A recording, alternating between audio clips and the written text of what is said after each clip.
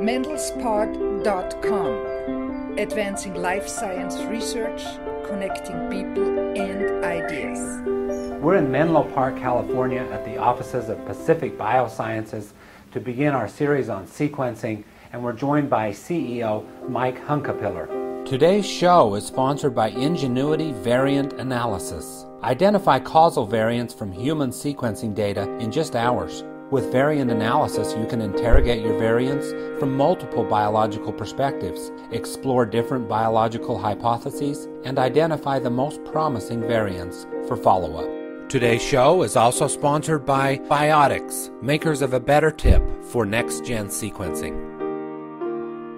Thanks for having us over.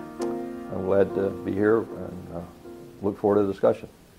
So Mike, we're starting this series on sequencing and we'll have some of the various players on. What can you tell us about this space at the beginning of 2013? Well, the sequencing space and the biological space that it fits into is a very active one. If you kind of look back over the years, the sequencing technology started off a long time ago, but really got heated up in the course of the original Human Genome Project, which ended up in sort of a race between a publicly sponsored effort that was worldwide as well as a large commercial private effort. You were right in the middle of that. At the time I was President and General Manager of Applied BioSystems. We supplied the technology that was used on both of those efforts and all the other sequencing that was going on.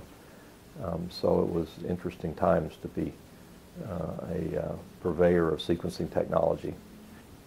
And then you were president until 2004, and I think Illumina bought Solexa in 2006.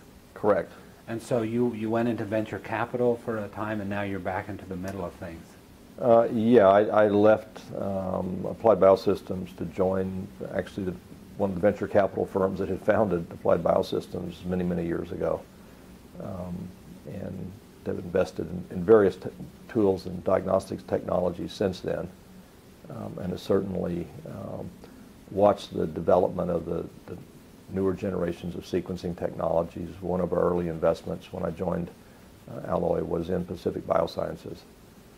So I've been associated with even we would call maybe the third generation sequencing technology for quite a while. So how does PacBio fit in to the overall sequencing picture now? Well, if you go back and look at the development of the technologies, the initial Sanger methodology was very good in some respects. It was very accurate technology from ability to read most kinds of sequence problems. It gave what were called moderate read lengths.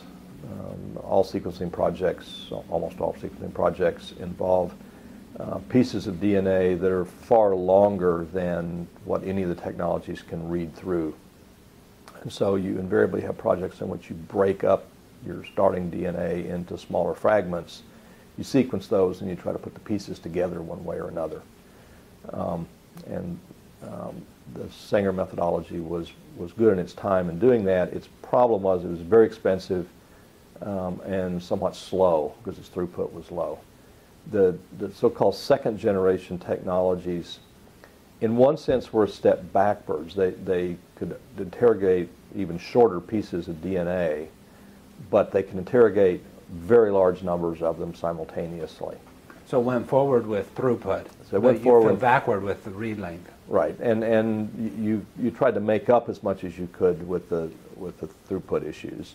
And they actually got their start in terms of getting a foothold in the marketplace on a problem that actually the existing Sanger technology couldn't handle, which was being able to do large counting experiments, what I call counting experiments, where you're trying to look at whether or not you've got, say, certain populations of RNA molecules, which are the expressed portions of your genes.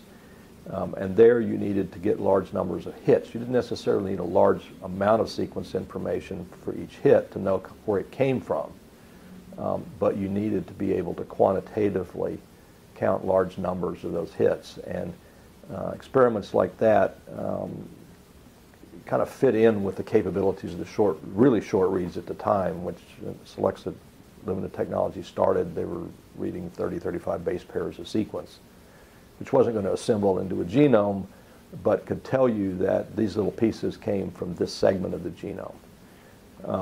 And as the technology evolved, it got long enough reads in the few hundred base pairs to be more generally usable in sequencing, and its throughput has just been astoundingly increased over the last 5 or 6 years. Yeah, they're talking like a human genome in one day. Yeah, in terms of just sheer gross amounts of raw DNA sequence. Now, you don't get an assembled genome by any means out of that methodology, or certainly within that time frame, but you generate enough sequence data to cover certain regions of interest at the very least easily within that time frame. So it sounds like you're sort of talking about the limitations of the second generation. And so, yeah, please go on and talk about how long reads and the PacBio third generation solves the problem. Well, the short read technologies, to be fair, have actually done a remarkable job of creating a lot of important and useful biological information. But like all technologies, they have limitations. And what you really would like to have is a technology with that kind of throughput in terms of raw sequence data, but information that's a little bit more assemblable. So the way that the short read technologies work in general is best suited for instances in which you have a reference sequence. So something that's fairly close to what you're studying in a particular experiment, to use as sort of a blueprint for how to put all the little pieces of information that you gather from these sequencing runs onto that blueprint. And then you can look for differences in certain areas. Where they have trouble with that methodology is when you don't have a good reference, something that's pretty close to what you're trying to sequence. And you have to try to put all those little pieces together in what's called a de novo protocol. And there you'd like to be able to have much longer stretches of continuous sequence reads so that it's easier to stitch them together. The problem with the short reads is there's enough complexity in any genome, but particularly things as complicated as the human genome, that there's so many regions that are very similar that when you only look at a little tiny piece, you actually don't know for sure where that piece came from. And you can easily put them in the wrong place, even on a reasonably good reference.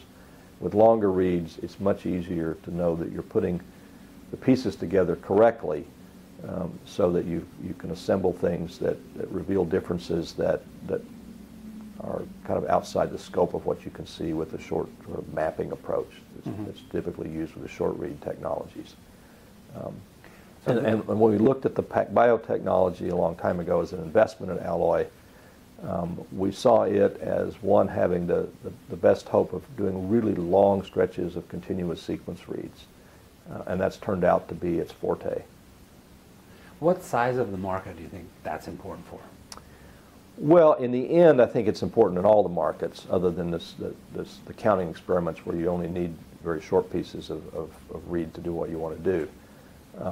It has to be matched up in certain areas with the kind of throughput that you get the other technologies, which right now it doesn't do.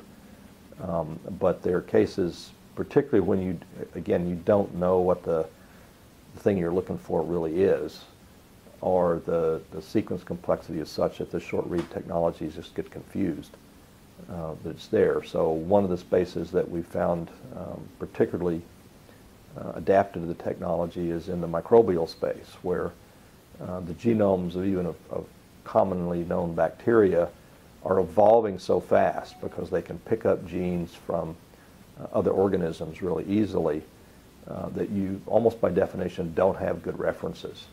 And you want to know what those differences are. In a lot of cases, trying to track down foodborne illness outbreaks or biothreat sources and so forth, where you really need to treat it as if you didn't know what was there, and you take the data from the sequencing experiment, you can put it together and know exactly what's there. Yeah, PacBio made a bit of a name with the outbreak of E. coli in Germany. And this is what you're talking about. Exactly, and that was a case where the short read technologies were able to generate some sequence information very quickly, but they turned out to have missed the novel element that came in from one of the phages that had infected the bacteria and carried in some particularly nasty genes that caused a lot of the virulence and the infectivity of the organism. Whereas with the longer read technologies from PacBio, you could see those very clearly, and more importantly, and the other really unique characteristic of our technology is that we can interrogate directly along with the canonical 4 bases of sequence any base modifications that are present, and bacteria have some unique ones that happen to also have played a crucial role in the virulence of that particular organism. I've seen that quite a few institutions are using your technology with the short read, like Illumina, and then comparing the two. Because we still have a long ways to go in quality. Well, it's not so much comparing the two, it's actually using the two in tandem, where you can use the long read technology in a lot of cases to kind of give the backbone of what a sequence is, because you can put the pieces together, but you can use the short read technologies to layer onto that and kind of fill out regions that are complementary in a sense to what the long reads are doing. But frequently, if you start with the short read technologies, you can assemble short pieces into somewhat longer pieces, into what are called contigs, but you can't put the contigs together. And you can take the long read technology and use it to actually stitch those together, because you can now layer the short read contigs onto the longer PacBio sequences. So we've seen a lot of papers in the last 6 to 9 months where people have worked on informatics tools to be able to do that and to take advantage of the length of the PacBio technology reads and the volume that you get from the short technology reads. So are you happy with that, the way that's unfolding? Well, I think it's I don't know if happy is the right word. It's certainly a logical way to use the various technologies. Each, as I said before, has their strengths and weaknesses. And given where we are in total throughput right now, it's a very good use of the technology for relatively longer genomes. In the short read space, or in the short genome space like bacteria, I think we've evolved to the point where you actually get much better results strictly from using the PacBio data itself. The throughput's enough to give you complete coverage easily, and the long reads allow you to assemble bacterial genomes from scratch that you just can't get to easily with the short read technology. And at the same time, you get the epigenetic information, which you wouldn't have gotten at all from the short read technology. So as we slowly increase our throughput, then we move up to where you no longer need the short read technology to fill in things, but you kind of start from where you are. And right now we've kind of established ourselves, I think, as sort of the preferred way to do bacterial sequencing, and we're moving up into larger organisms. So the trajectory is to increase the throughput capacity. Yeah, in the end game, you'd like to have the long read technology that we have and have the throughput of the other technologies. And that's possible? That's possible. It'll take a while, but it's possible. So you invested when you were with Alloy in PacBio, and then you were on the board, and now about a year you've been CEO. What did you see when you got more involved on a daily basis, and what's been your goal this year? Well, I've talked about this in some of our investor conference calls before, but any new technology that's potentially sort of transforming in a field typically starts off with a niche that it's good at, right? And it starts off with other areas where it's not so good at. But it also starts off with the sort of birthing pains of getting any new technology out into the hands of the scientific world in this case. And you get a lot of interest in the technology early on from people who are willing to deal with the technology in its infancy, knowing that it's going to have bugs, limitations, things that weren't quite done right when you put your first models out. And I've seen that through several generations of technologies in this space and others over the last 30 years. And so one of the things that I wanted to focus on when I came on board as CEO was making sure that we took all those people who had sort of bet on the technology early on and made sure that they were being successful and getting as quickly as we could over the hump of getting a new technology perfected enough out there in order to make it useful for them. And so we spent a lot of time earlier in last year dealing with the sort of software upgrades and bug fixes and so forth and protocol updates that it took to kind of get the machines on a stable footing out in the field. And from then, we could then work on improving the chemistry, improving the read length and the throughput and so forth in a software to analyze the data that put us on a track for steadily increasing the performance of the system and making it usable in a broader variety of experiments. And how's that going? It's actually going very well. We put out a major sort of upgrade across the whole spectrum of things, software, firmware, a little bit on the hardware, and the chemistry, more or less in the spring of last year. This was the C2. This is what we call the C2 release. And that made a big change in people's ability to keep the machine running and to get usable results across a reasonable range of kind of experiments. And then we followed that up through the year with several software upgrades that gave additional capabilities to the system, putting in explicitly the ability to do the epigenetic analysis along with the sequencing. An additional chemistry called the C2XL that increased the read lengths even more. When we started off in our original betas, the average read length was about 600 or so bases, which is more or less equivalent to what the old Sanger methodology was. When we did the commercial release in May of 2010, the chemistry that we introduced at that point more or less doubled that to about 1,200 base pairs. The C2 chemistry doubled that again, and then the C2XL chemistry essentially doubled it again up to an average of around 5,000 base pairs per fragment, with some of the reads as long as 20,000 base pairs on a single fragment. So we've made very steady progress, and we'll plan to make even further progress along the read length line over this year as well. So that's the short-term goal, is to keep working on the short-term. Yeah, the shorter-term goal. Keep making these beta customers successful. Well, they're no longer beta customers as we go forward. I mean, we've did the full commercial release almost 2 years ago now. 2 years ago. Okay, just the early adopters. Right, and so we're now getting into the sort of broader customer base beyond that. But in order to get an even broader set of customers interested in the technology, you continually need to push forward, and we're pushing forward on our strengths on the epigenetic side of it, and developing the software tools to take advantage of those kinds of read lengths.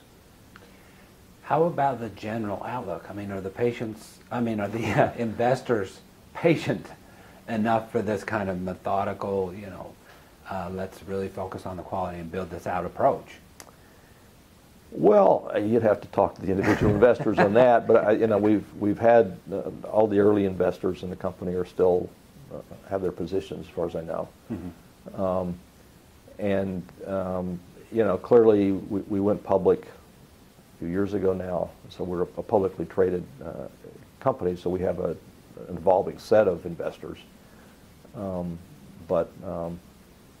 It's like any new technology. People get excited early on. They tend to get somewhat disappointed when things don't go quite as you would hope that they do every time.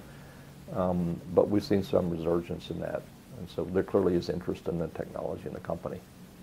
So looking further out, we had an audience member write in a question for you. Do you plan to come up with a less expensive technology to compete with, like, MySeqs or? Well, you know, long term, the answer is you always have to be better, faster, cheaper, right? Without giving sort of any details on exactly when we would introduce some newer version of technology. Our current focus is on making the value of the current technology as it evolves higher and higher, which is why you go to longer read lengths. There's some things that we can do that we have talked about that allow us to interrogate more pieces of DNA on the current platform at once, and which increases throughput again.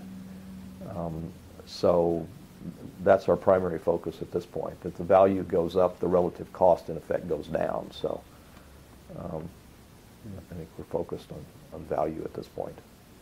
But we do have, you know, things in place to continue to expand along that line pretty vigorously. How about a new technology like non-optical? Well, I think we like the optical technologies in a sense. There are different ways of implementing that. But there are advantages to what I would call a four-color detection scheme, which is kind of what the original BioSystems were built on, and it's what the Illumina systems were built on. There's real advantages there. So right now, that's certainly our focus. We look at other technologies, but we're not likely to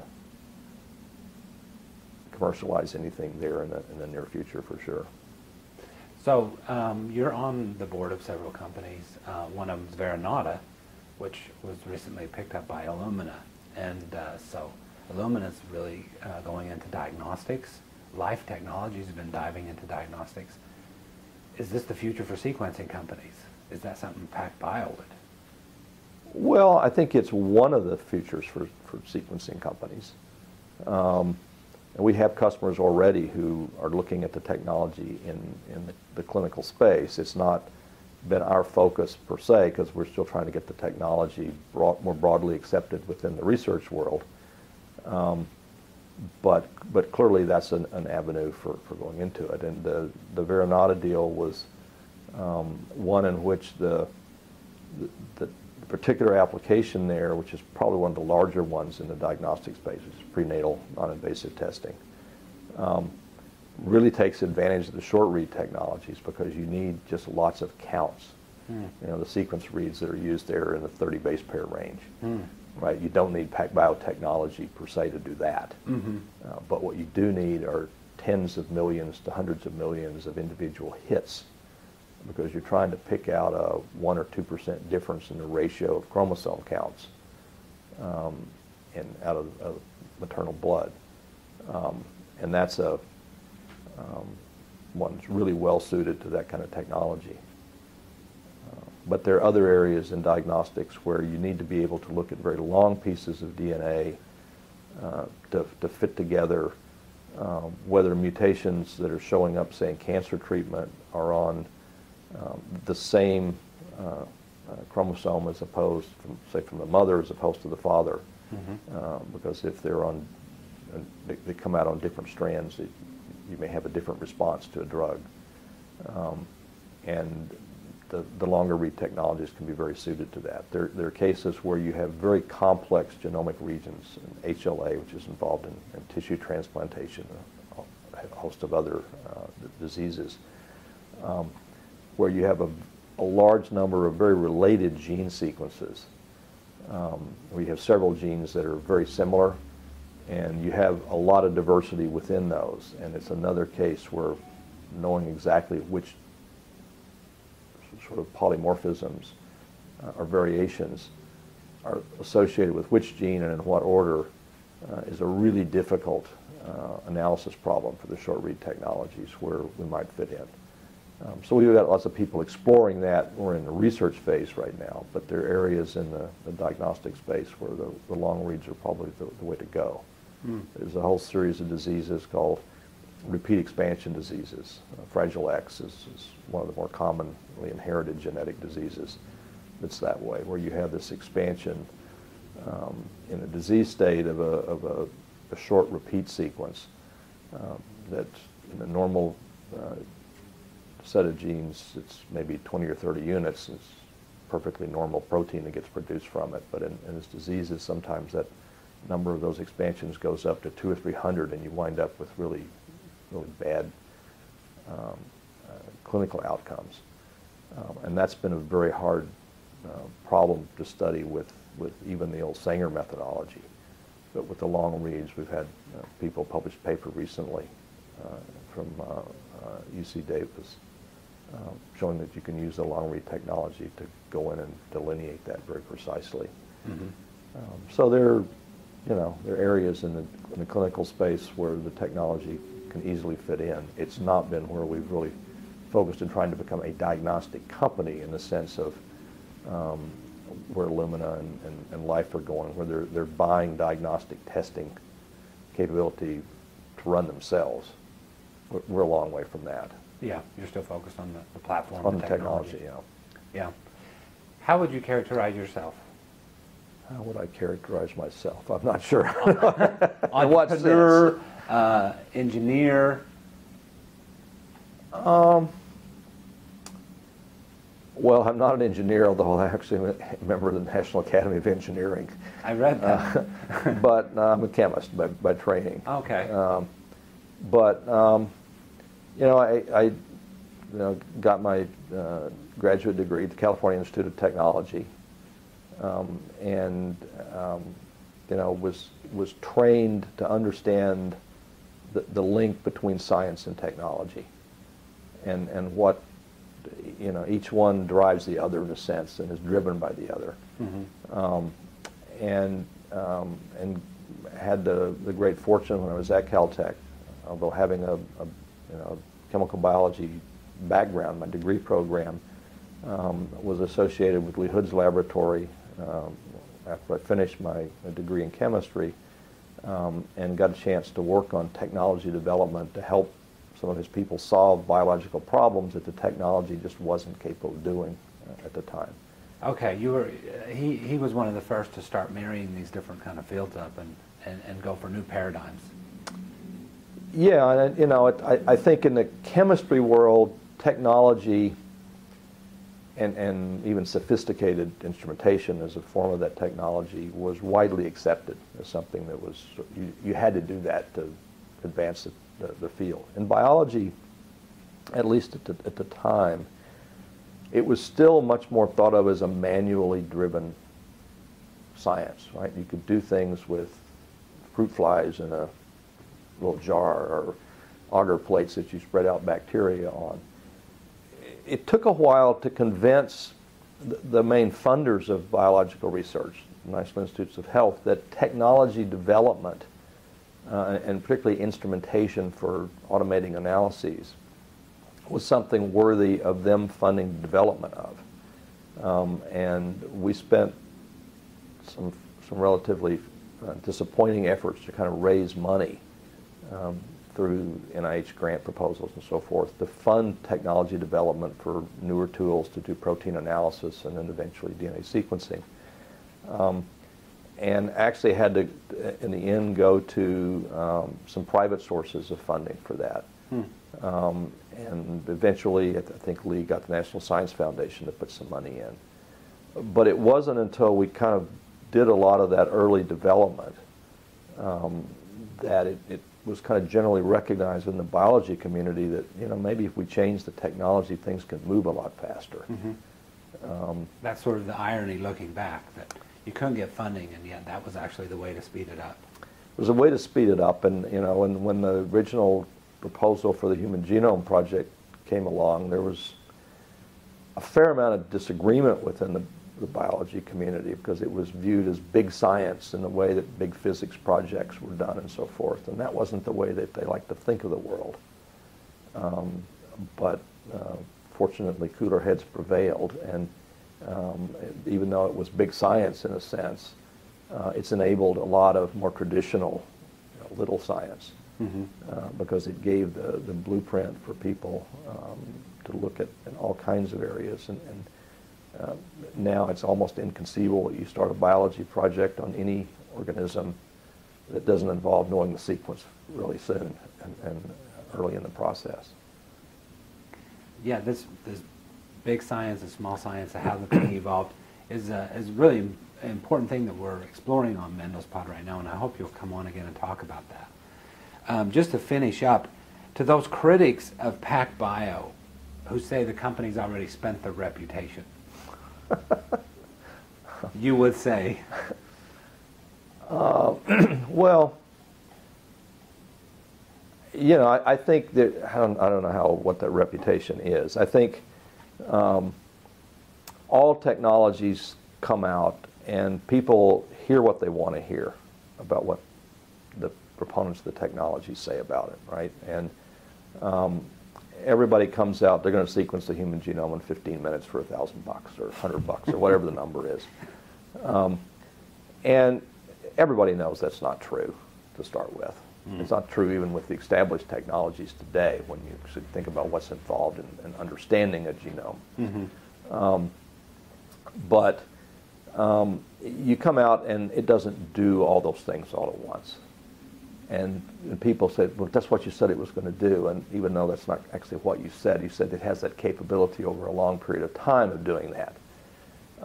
And so the way that you build a reputation and the companies that succeed is that you kind of get people doing things that they couldn't do before at some level.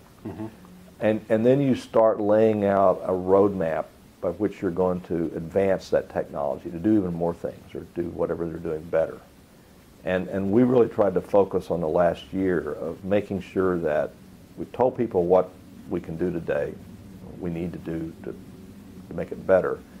And this is the pathway we're going to do that. And it's not generally giant leaps in this space of making things 10 or 100 times better all at once. It's a series of incremental, factors of 2 or 3 improvements. But you need to do a lot of those. And, factor of 2, 4 or 5 times builds up quite a bit. And so that's in the end, I think, how you get your reputation. And you keep working with people who may be struggling for whatever they're trying to use the technology for to make them successful. And you get there or you don't get there. But that's how your reputation goes in the long run. I don't think there's any one shot at it. We get knocked to some degree because people perceive that our accuracy is low, when actually we'd argue we have the highest accuracy in the field. But we get there in a different way than the other players do. You can look at DNA sequencing as being right or wrong in a variety of ways. If you can't put the pieces together, I would argue most of it's wrong, right? And the other kind of accuracy they're talking about is just from base to base. From base to base. And the way that you get to accuracy in any sequencing experiment is what I'd call consensus, where you have to interrogate the same particular region of sequence more than once. For no other reason, complex organisms or higher organisms are diploid. You've got 2 copies of everything. They're related, but they're 2 different distinct copies. And a single read through the genome once isn't going to distinguish those 2 choices. And so you have to read things more than once. And you have areas where if you don't get much coverage, you have blanks. And so you have errors because of the fact that there's a blank there. I mean, from a sequence, understanding the biology of it perspective, that's an error. And so what we found is that with even though in interrogating a single molecule and a single read through it, we have a higher error profile than some of the other technologies. Those errors are very random, right? There's no systematic error sense in our system. Yeah. So they actually cancel out really quickly in consensus, where you're reading through the same region very quickly. I remember you talking about that. And And that allows us to actually attain higher accuracy, particularly in de novo experiments, than any of the other ones can do. And we've had demonstrations now from both work we've done and work our customers have done where we actually can exceed the accuracy that you get with the old Sanger methodology, which is still regarded as the gold standard in the field. So I think we've got some perception issues, but I think we're beginning to prove that the accuracy of our system is actually extremely good. So and that's part of our reputation early on was our accuracy was low. But it was, and that was a misperception. That was a misperception. And so, but there are truly disruptive technologies that come along. And so, I mean, for instance, I mean, the ion proton, they've made big claims about that, and the Oxford Nanopore. You're not, what should I say? Well, you believe it when you see it. Well, the ion torrent technology is not new at this point. It's actually a different way of analyzing the chemistry that came out of 454, which is now part of Roche. It's doing it with an electronic readout as opposed to a chemiluminescent readout, an optical readout. But the chemistry underlying it is fundamentally the same. And its limitation, among other things, is its read length is not that good. It's actually shorter read length than the Illumina technology. Its throughput has been lower. Its accuracy, even in consensus mode, has been lower. So I think it's a short read technology. So I would not have classified it as a revolutionary technology in that sense versus its core capabilities. And it came out strongly because it was relatively inexpensive in its first form. But I would guess that they have struggled a little bit versus Illumina in the space. Once Illumina came out with what they call their MySeq system, which is a lower priced unit relative to their high-end HiSeq, I think they've actually done probably better than even the newer ion torrent system has done. I don't know what to say about Oxford as yet. They made a great announcement, an 18.5-minute talk at AGBT last year, and have been radio silent ever since. They've not commercialized yet. They've not published anything. They've not shown any data. So people have worked on trying to use nanopore technology in sequencing for the last 25 years. It's not new in that sense. If you kind of go back and look at the technology grants that NHGRI, which is the main funder of technology in the genome space from the National Institutes of Health, it's probably been about a third of the total grants that they've issued for technology development in the space. It's been for nanopore technologies from various and sundry sources. It's still not a commercialized technology. In fact, it's really, there's no papers been published on real sequence data generated from it. It's been more as these are the general things you're trying to do with the technology, but it's little steps to prove components of it at this point. Who knows what's going to happen next month at AGBT. Illumina just picked up this new a company, it was just a year old, to help them with longer reads. I mean, you could see that as a validation of where you're going, but do you think that helps them to compete with you? Well, it doesn't actually generate long reads directly. What it does, it's another way of doing sample prep that tries to help in stitching together little pieces. And they have some similar technologies now that they refer to as mate pair libraries and things like that, that try to get at that same issue. And the problem with all of those is it really complicates the upfront sample prep issues enormously. And slows them down. Well, makes them complicated. they're just complicated. So all of the three main NIH-funded genome centers have looked at essentially the same technology over the last 3 years.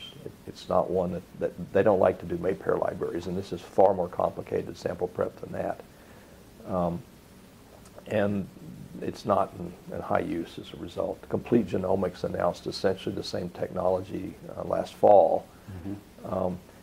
And even the technology from Moleculo that Illumina is picking up, it's best used as a service because it's complicated enough. As I understand it, the way that they've worked over the last year is that you send them the DNA, they do this mysterious sample prep, they send it back to you, you sequence it, and then you send them the data and they try to stitch it together. You know, and my understanding is that that's what Complete was going to do. But they were talking about having it ready by the middle of this year as a service, and I think in Illumina's announcement they were talking about having it ready by the middle of this year as a service and a product sometime in the future. You know, all these things are interesting in the sense that, as you pointed out, they do validate the reason why you want to do long sequences. We would argue that with a much simpler process, you can get this data directly and can go at even longer reads, which allows you to look at genetic regions that you can't do even with the kind of thing that they're doing, which is totally dependent on doing long-range PCR. So you're limited by how well long-range PCR works, and that's a bit of an unknown in any particular case. So it's not something that we're direly worried about in that sense. Thank you very much for taking time. Okay. Mike Hunkapiller is CEO at PacBio. Today's show is sponsored by Ingenuity Variant Analysis. Identify causal variants from human sequencing data in just hours. With variant analysis, you can interrogate your variants from multiple biological perspectives, explore different biological hypotheses, and identify the most promising variants for follow-up. Today's show is also sponsored by Biotics, makers of a better tip for next-gen sequencing.